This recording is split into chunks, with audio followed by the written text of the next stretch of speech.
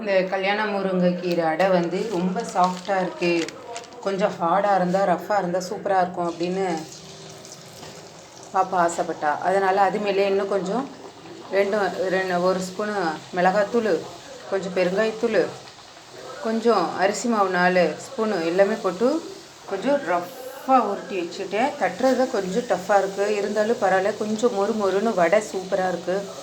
கல்யாண முருங்கை இலை ஒரு 10 கிடச்சா கூட இல்லை கொஞ்சமாக தண்ணி விட்டு உப்பு மிளகுத்தூள் இல்லைன்னா இந்த மாதிரி சில்லி மிளகாத்தூள் போட்டு மிக்சியில் அடித்து கொள்கிற அரிசி மாவு போட்டு எடுத்து மேலே பருப்பு கொடை தூவி சாப்பிட்டீங்கன்னா அருமையான கல்யாண முருங்கை ஆரோக்கியமான லீஃப் வடை ரெடி.